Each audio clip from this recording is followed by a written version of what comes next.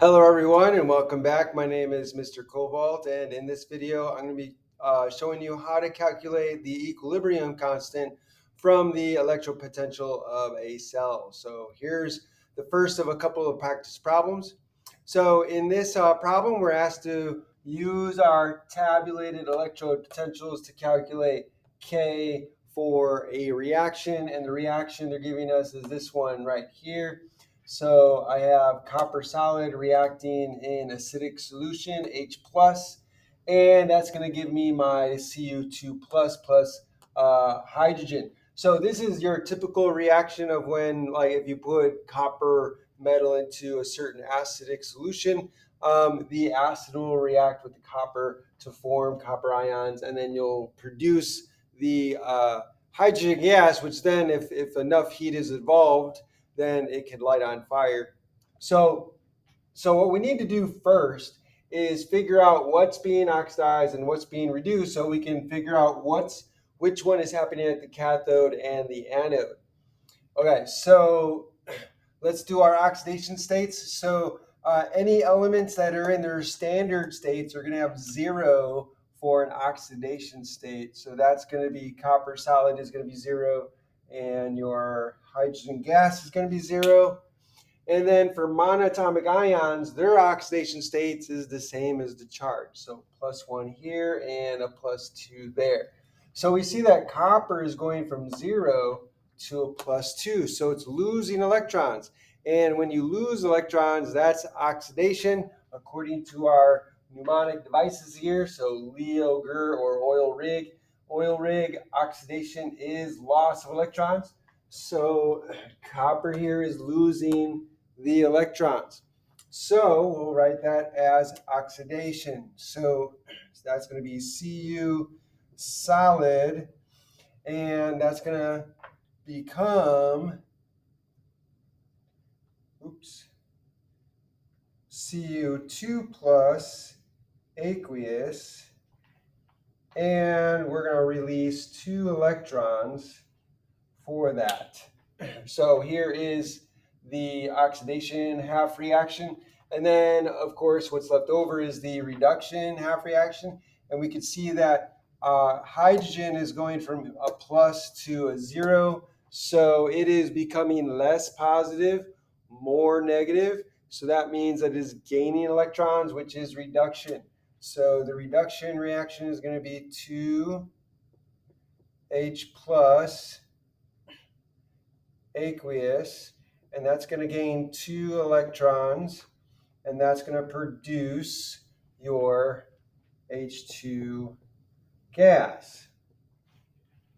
Okay, so we now know what's happening, what's being reduced, what the reduction half reaction is, what the oxidation half reaction is, and therefore we know what's happening at the cathode and the anode. Remember, the mnemonic device, a red cat and an ox.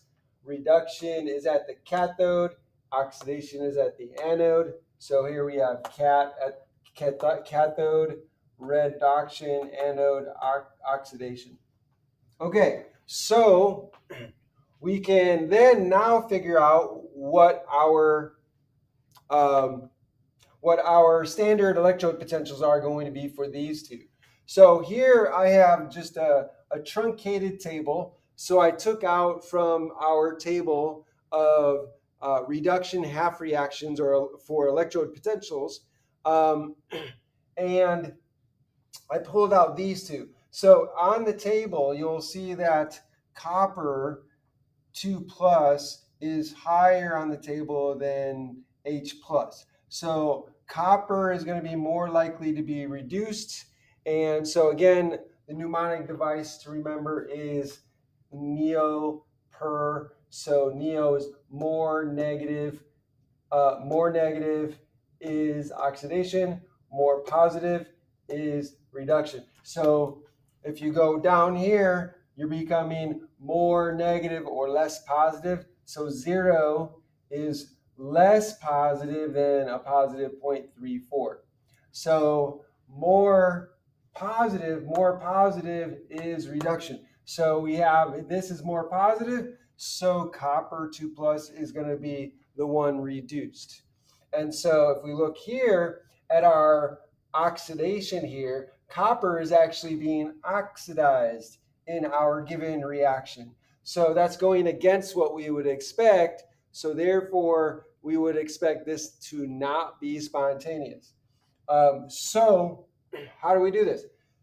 So since H plus is being reduced, we're going to take this equation and we got to take the electrode potential for hydrogen, and we're going to write it here. So that's going to be 0.00 volts. Okay. Oops, wrong place. Sorry, I put it in the wrong place. So it's 0.00 volts here. Now, since our oxidation is the copper, here we have it written in our table as a reduction half reaction. That's the way they're written. And the electrode potential goes with the reduction half reaction. But here we're flipping it. So when you reverse the reaction or flip it, then you have to change the sign on the electrode from the table. So the sign for the electrode potential for the copper is here a positive 0.34, but since we're flipping it and making this an oxidation, it's going to be a negative 0.34 volts. And since adding these together gives you this reaction, our resultant, our target reaction, so the electrons are going to cancel out. So we have 2 electrons on the reactant side, 2 electrons on the product side. So when we add those together, they're going to cancel out. And so we end up with Cu solid, right? And then the plus the 2H plus aqueous. That's going to give us our Cu2 plus aqueous plus our H2 gas. So if the 2 of these added together gives us this one, then the 2 of these added together will give us the electropotential of this cell. Since this is the 2 half reactions of our cell are happening together in the cell, that's going to give us our standard cell potential. So then this added together is going to give us our potential, and that is going to be, give me a second. Oh, sorry. Adding these together, of course, is going to be a negative 0.34 volts.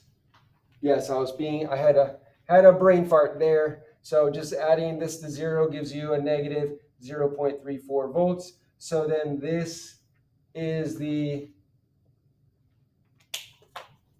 standard electrode potential of the cell that has this reaction going on.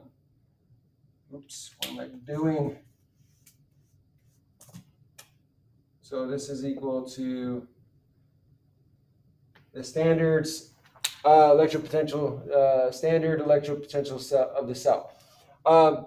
Now, that's one way to do it.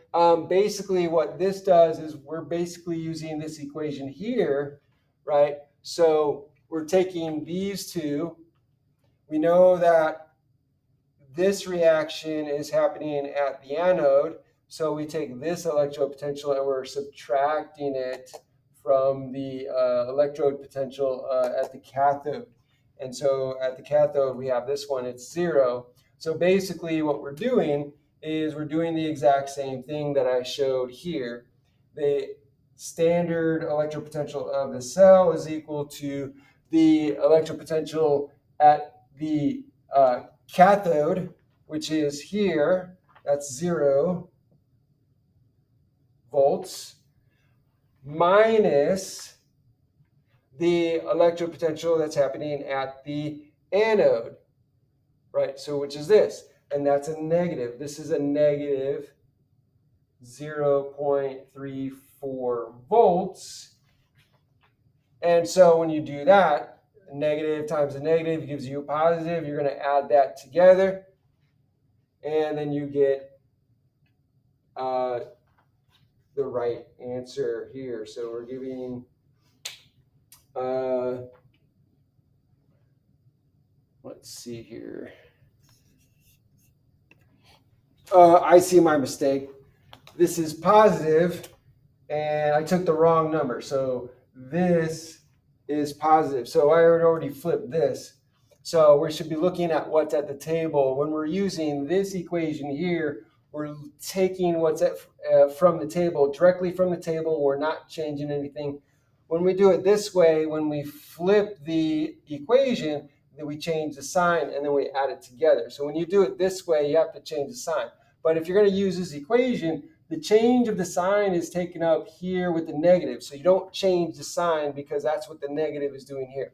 So you take the positive, put it there, and you end up with a negative 0.34 volts, same as before.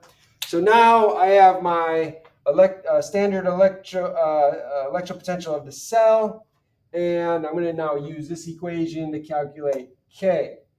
So since I know the standard electropotential of a cell, that's going to be negative 0.34 volts. That's going to be equal to that value up there, 0.0592. So 0.0592 volts divided by N. N is, again, the number of electrons being transferred. Here we have 2 electrons, 2 electrons. Here they are here. So that's going to be a 2 down here. And this is moles. So we have 2 moles. N is always for moles. And then we're going to add the log of K. So multiply by the log of K. So then you divide both sides, and you divide this, and then you divide both sides by the result of this, and then you get the log of K. When we do that, the answer is, give me a second. So I'm going to take this, divide it by both sides. So here I have, divide this by 0.0592 volts over 2. I'm going to divide this by the same 0.0592 volts over 2. So all of this cancels out. This is the same as multiplying by the reciprocal. So if I rewrite this, I would get log of K is equal to then the reciprocal of this multiplied by this. So it's negative 0.34.